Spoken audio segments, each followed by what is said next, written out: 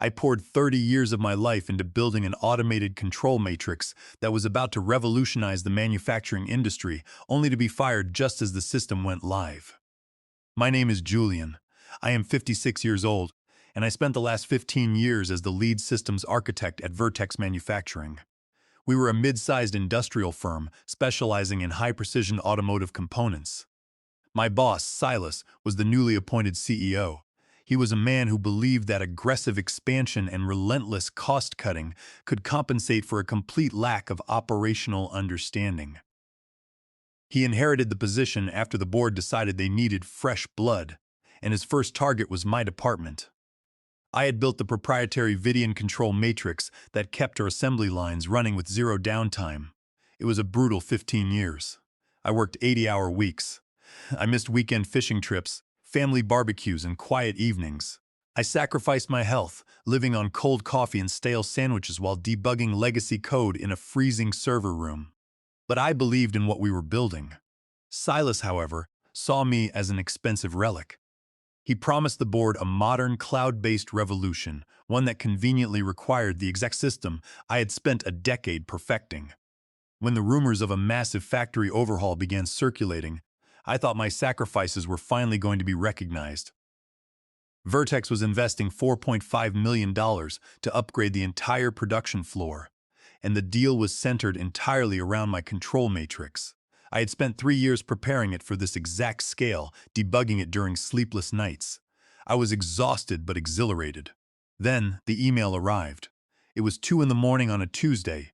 The subject line simply read "Transition Plan." I opened it, my eyes blurry from staring at screens all day. It was a formal notice of termination, effective immediately. There was no explanation, no severance offer. Just a coldly worded directive to return my company laptop and security badge by noon. Silas was cutting me out right before the launch to take full credit for the Vidian Matrix and eliminate my hefty senior salary.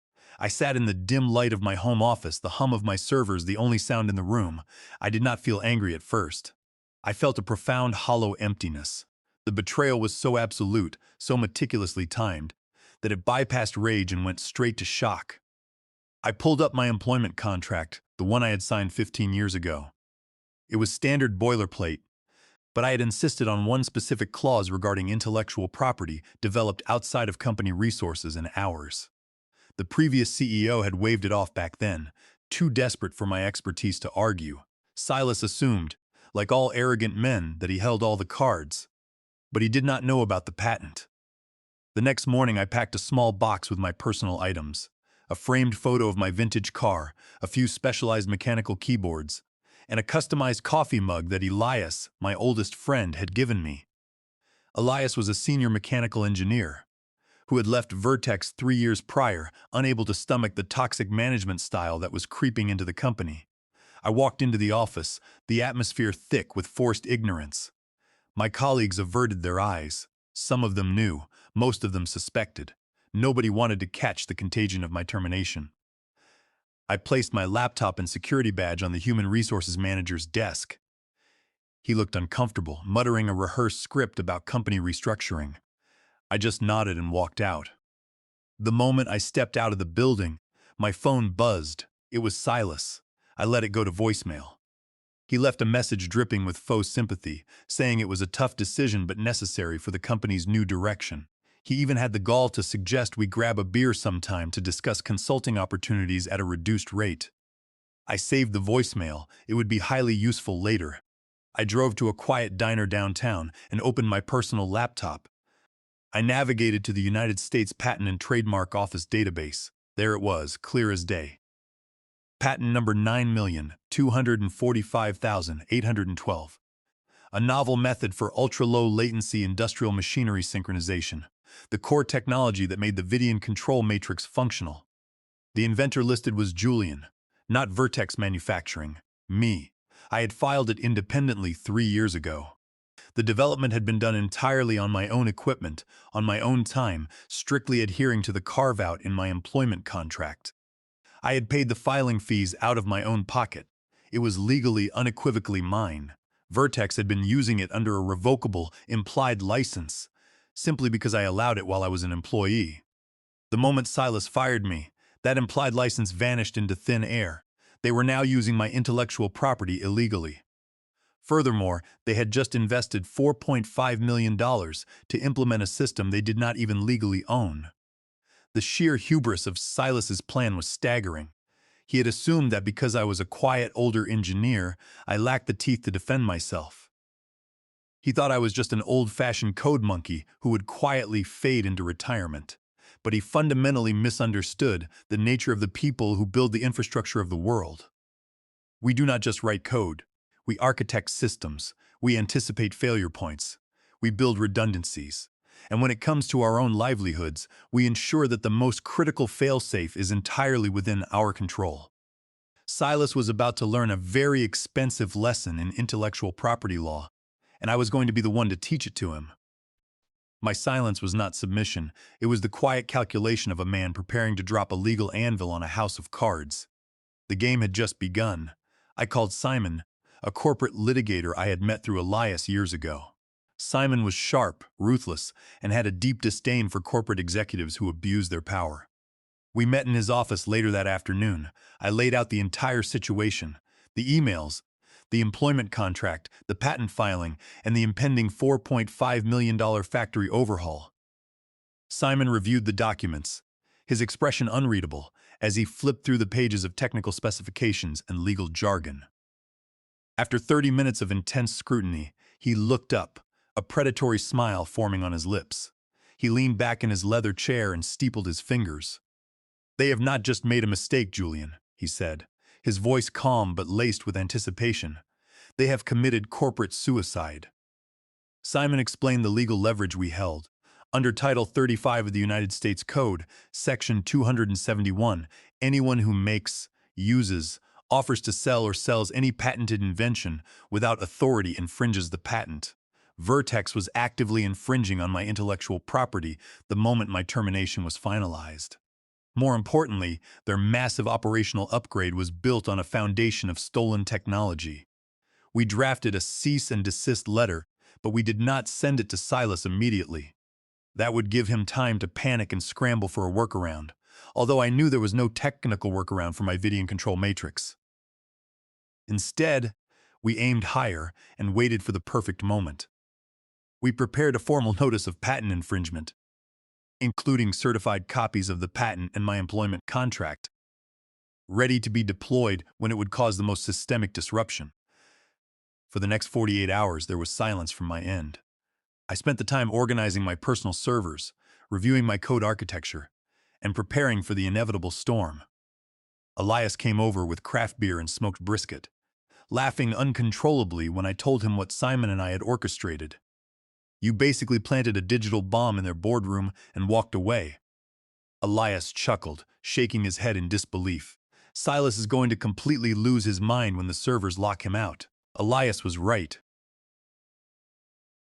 On the morning of the factory overhaul launch, the Vidian system was scheduled to boot up and take control of the new automated assembly lines. Silas had invited local press and several key investors to witness the transition.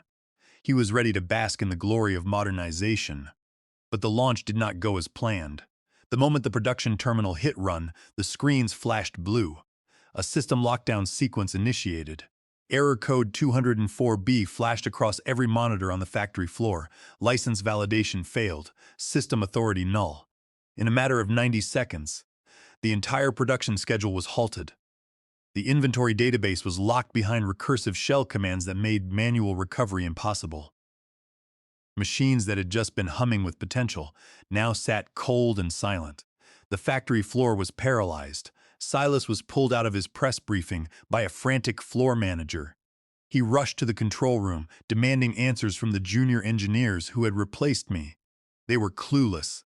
They tried to reboot the system manually, but the root commands required biometric confirmation from the verified system architect, which was me. By noon, the situation had escalated from a technical glitch to a full-blown operational meltdown. The investors were asking pointed questions. A major client, Peterson Industrial, sent an urgent email demanding confirmation for a delayed shipment. The legal team at another client firm sent a notice of breach of contract. Silas was screaming into his phone, his carefully crafted image of control shattering under the pressure.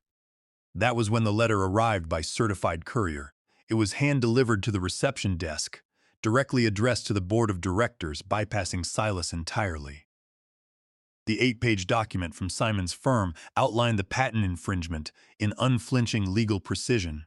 It demanded the immediate cessation of all use of the Vidian system and included the staggering offer for a one-time licensing fee of $55 million. The letter explicitly cited the unauthorized use of patented technology and threatened immediate federal escalation. When the board read the letter, the color drained from their faces. They realized that their newly appointed CEO had not only fired their most critical engineer, but had also illegally implemented stolen technology, exposing the company to catastrophic federal litigation. Silas was summoned to an emergency board meeting. He tried to lie his way out of it, claiming my patent was invalid and that the technology belonged to Vertex under standard work-for-hire doctrines. But Simon had already provided the board with the specific contractual carve-out and digital forensics, proving the development environment was strictly personal. The evidence was irrefutable, undeniable, and utterly damning. Silas was cornered. His grand vision of a modernized, cost-effective factory had turned into a multi-million-dollar liability. The board of directors realized they were standing on the edge of a financial precipice. They had to choose between fighting a losing legal battle that would halt production indefinitely, or paying the exorbitant licensing fee to save their operations.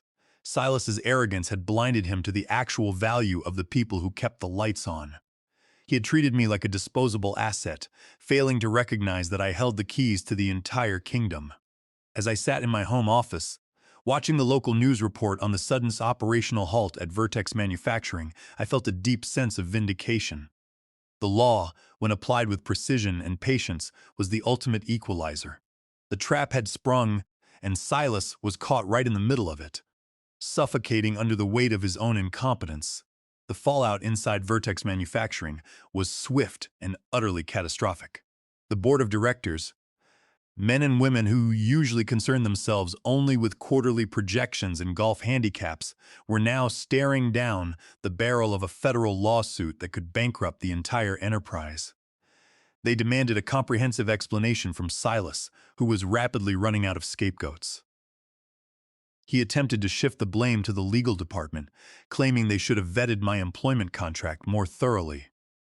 The legal team, in turn, produced email trails proving Silas had explicitly bypassed their review process to expedite my termination. The internal chaos was beautiful to observe from a distance.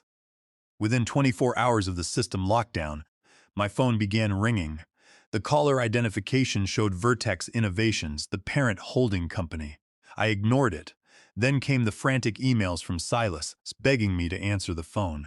He claimed there was a terrible misunderstanding, that human resources had made a catastrophic error in processing my termination. It was a pathetic display of backpedaling. I forwarded every single communication directly to Simon. He instructed me not to engage under any circumstances. We were letting them sweat, letting the financial pressure build until they broke. By the third day of the factory shutdown, the financial hemorrhage was undeniable. Vertex was losing hundreds of thousands of dollars for every hour the assembly lines sat idle. Clients were threatening to cancel massive contracts, and industry blogs were already publishing speculative articles about the sudden collapse of operations. The pressure on the board became unbearable. They bypassed Silas entirely and reached out to Simon directly, requesting an emergency mediation session. Simon agreed, setting the terms strictly on our turf. The meeting took place in a sterile, high-end conference room at Simon's law firm. The board sent 3 of their most senior directors, along with their lead corporate counsel. Silas was notably absent. They had benched their star executive to prevent further damage. The lead director, a pragmatist named Harrison, opened the discussion by acknowledging the validity of the patent. He did not waste time posturing. He knew they were trapped. "We are prepared to negotiate a reasonable licensing fee for the Vidian matrix," Harrison stated, his voice tight with controlled stress. Simon did not flinch. He pushed a single sheet of paper across the polished mahogany table. The number is $55 million, Simon said, his tone casual, as if discussing the price of a cup of coffee. It is non-negotiable. It reflects the full value of the technology, the retroactive licensing fees for the past 3 years of unauthorized use, and compensatory damages for wrongful termination and intentional infliction of emotional distress. The Vertex counsel balked, arguing that the number was extortionate and would severely impact the company's liquidity. Simon simply smiled, a cold, calculated expression. You can accept this offer, or we can proceed to federal court, where we will seek treble damages for willful infringement under Section 271 of the Patent Act. That would push the liability well over $150 million, practically ensuring the liquidation of Vertex Manufacturing. The choice is yours. The silence in the room was suffocating. The directors exchanged desperate glances. They realized they had no leverage. They could not rewrite the software. The architecture was too complex, and the specific low-latency routing algorithms were entirely my intellectual property. They could not wait out a lawsuit because the factory floor was bleeding cash. Every second it remained paralyzed. They were trapped in a technological and legal checkmate of my design. After an hour of agonizing internal deliberation, Harrison nodded slowly. We will draft the agreement, he conceded, looking visibly aged by the ordeal. But we need the system back online by midnight. I sat quietly throughout the entire exchange, watching these powerful individuals capitulate. They had thought of me as a replaceable cog in their machine, a quiet, older man who could be discarded without consequence. They had failed to understand that I was the one who designed the machine, and I held the only key to make it run. The immediate aftermath of the agreement was a flurry of legal paperwork and wire transfers. The $55 million was deposited into a secure trust account, securing my financial independence permanently. But the victory was not just about the money. It was about dismantling the arrogance of an executive who believed he was untouchable. Silas was stripped of his CEO title the very next morning. The board held a public vote of no confidence, citing gross negligence and breach of fiduciary duty. He was escorted out of the building by security carrying a small cardboard box containing his personal effects, exactly as I had been just days prior. He lost his equity, his reputation, and his career in a matter of hours. The industry blacklisted him. No respectable firm would hire an executive who had nearly destroyed a mid-sized corporation through pure hubris and a complete misunderstanding of intellectual property law. Vertex Manufacturing survived, but they were permanently humbled. They had to restructure their entire management hierarchy, implementing strict protocols to ensure engineering talent was never marginalized again. The Vidian control matrix was brought back online, running flawlessly under the new licensing agreement. I watched the factory resume operations from the comfort of my newly built home laboratory, knowing that every single component produced on that line was a testament to my quiet resilience and strategic foresight. The days following the settlement were a surreal blend of relief and profound vindication. I had spent 15 years of my life toiling in the shadows, building the very foundation that allowed Vertex Manufacturing to thrive, only to be cast aside when it was time to reap the rewards. The $55 million settlement was more than just compensation, it was a structural realignment of power. I hired a team of wealth managers to secure the funds, ensuring that neither I nor my family would ever have to worry about financial stability again. But the true satisfaction came from the sheer operational control I now wielded. I had transitioned from a disposable employee to the absolute proprietor of the most critical technology in their industrial sector. Elias and I celebrated by purchasing a sprawling piece of property outside the city. We converted an old industrial warehouse into a state-of-the-art research and development laboratory. It was everything we had ever wanted at Vertex, but were never allowed to have. There were no bureaucratic hurdles, no arrogant executives demanding impossible timelines, and most importantly, no compromise on the quality of our engineering. We were building systems on our own terms, retaining full ownership of every single patent we developed. Meanwhile, the narrative surrounding Silas's spectacular downfall became a legendary cautionary tale within the corporate circuit. Industry publications dissected the sequence of events, highlighting the catastrophic failure of due diligence and the supreme arrogance required to fire the lead architect of a proprietary system just before a major launch.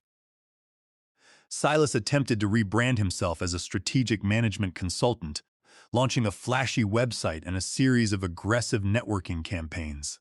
But the corporate world, despite all its flaws, has a very long memory for spectacular failures. No one was willing to hire a consultant who had single-handedly cost his previous company $55 million and brought their operations to a grinding halt. His reputation was radioactive. I heard through mutual contacts that he eventually had to sell his luxury downtown penthouse and relocate to a smaller market, entirely exiled from the high-stakes tech and manufacturing sectors he once sought to conquer. His legacy was reduced to a textbook example of what not to do when managing critical intellectual property. The most profound realization during this period was the absolute necessity of legal boundaries. For years, I had operated on the assumption that hard work, loyalty, and technical excellence would eventually be rewarded. I believed that if I built a robust system, the company would recognize its value and, by extension, my value. That naive assumption had nearly cost me everything. The corporate ecosystem is not a meritocracy. It is a complex web of leverage, legal contracts, and ruthless self-interest. My salvation was not my technical brilliance, but rather that single, meticulously worded clauses in my employment contract that protected my independent inventions. It was the legal foresight to file the patent independently, paying the fees out of my own pocket, that gave me the power to destroy Silas's extortionate plan. The law had provided the sword. I just needed the patience to wait for the exact right moment to swing it. I often reflect on that cold Tuesday morning when I received the termination email. It was intended to be a fatal blow to my career, a silent execution designed to steal my life's work. Instead, it became the catalyst for my absolute liberation. The experience transformed me from a quiet, dedicated engineer into a formidable strategic operator. I no longer view corporate relationships through the lens of loyalty or trust. I view them entirely through the lens of legal agreements and leverage. When Elias and I negotiate contracts for our new systems, we dictate the terms. We maintain exclusive control over the core architecture, granting only revocable licenses that ensure we can never be marginalized or exploited. The power dynamic has been permanently inverted. The people who build the infrastructure, who understand the intricate code and the physical mechanics of the systems, hold the true power. The executives are merely administrators, navigating a world built by engineers. Silas forgot that fundamental truth, and it cost him his empire. Looking back, the entire ordeal feels less like a crisis and more like a necessary crucible. It burned away the illusions I held about corporate loyalty and exposed the raw, transactional nature of the industry. But it also proved that quiet competence, when paired with strategic legal action, can utterly obliterate loud, aggressive incompetence. I didn't need to yell, I didn't need to throw tantrums in a boardroom, and I certainly didn't need to stoop to Silas's level of petty vindictiveness. I simply let the undeniable weight of federal patent law and operational dependency do the heavy lifting. The Vidian control matrix remains my masterpiece, a flawless integration of hardware and software that continues to run Vertex's assembly lines with perfect precision. But now, every time those machines cycle, they do so under my authority, paying a continuous tribute to the man they tried to erase. The victory was absolute, leaving no room for ambiguity or appeal. I had secured my legacy, protected my creations, and delivered a devastating lesson in accountability. To a man who thought he was above the law, life today is drastically different from the grueling 80-hour weeks I used to endure at Vertex Manufacturing. The frantic calls at 3 a.m, the constant anxiety of system failures, and the oppressive atmosphere of a toxic corporate culture are entirely things of the past. Our new laboratory, situated on 5 acres of pristine woodland, is a sanctuary of genuine innovation. Elias and I dictate our own schedules, focusing on projects that intellectually stimulate us rather than those that merely satisfy arbitrary quarterly metrics. We recently finalized the architecture for a next-generation predictive maintenance algorithm entirely funded by the capital secured from the Vertex settlement.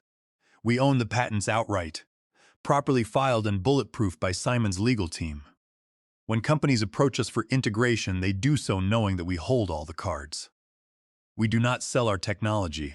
We license it under strict, non-negotiable terms that guarantee our continued oversight and absolute ownership.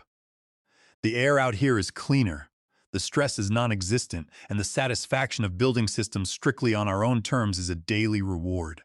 We have hired a small team of exceptionally talented junior engineers, and we make a point of fostering a culture of respect, transparency, and shared intellectual property rights.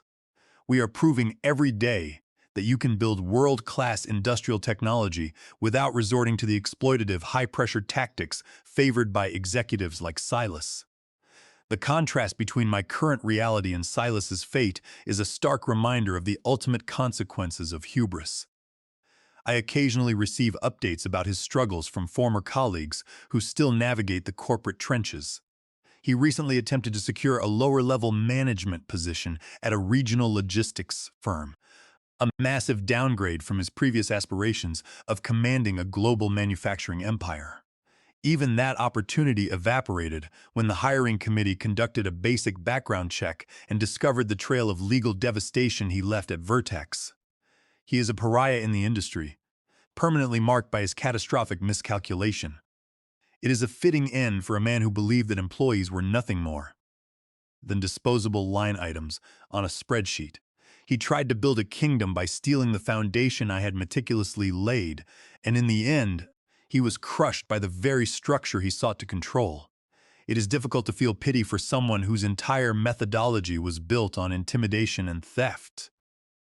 The corporate ecosystem naturally expelled him once his fundamental incompetence was exposed to the daylight of federal litigation. I keep a framed copy of that termination email on the wall of my new office.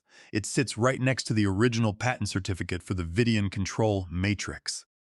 They are not trophies of vengeance, but rather crucial reminders of the harsh realities of the professional world.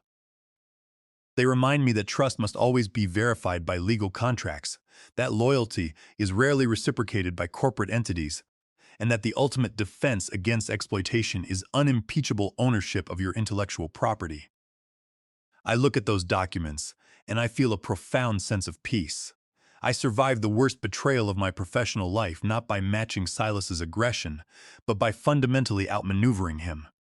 The law was the ultimate weapon, silent, precise, and devastatingly effective. It provided a clear, undeniable framework to assert my rights and demand appropriate compensation for my intellectual labor. There were no dramatic screaming matches, no theatrical boardroom confrontations, just the cold, calculated application of legal leverage that systematically dismantled his entire strategy. For the younger engineers and architects out there, the ones pulling all-nighters to build the systems that keep the modern world functioning, my story serves as a critical warning. Do not let the passion for your craft blind you to the business mechanics happening above your head. Read your contracts. Understand your legal rights.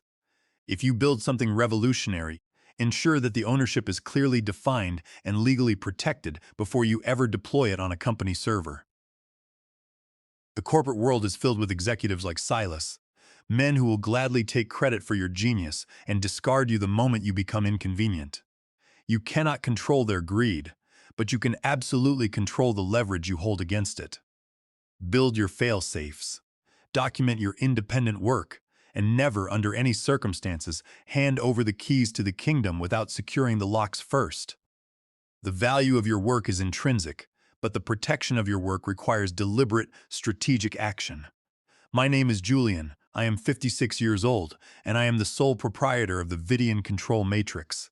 I poured decades of my life into mastering my discipline, and when a greedy executive tried to steal my life's work to inflate his own ego, I used the federal legal system to dismantle his entire career. The victory was total, the compensation was staggering, and the operational control I now maintain is absolute. I walked away from the wreckage of his arrogance with $55 million and the unimpeachable rights to my own creations. It was a flawless execution of strategic defense, a testament to the power of quiet competence, and the ultimate proof that the people who write the code and build the systems will always hold the true power. I am no longer just an architect of software. I am the architect of my own destiny, and I built it on a foundation that no executive can ever steal.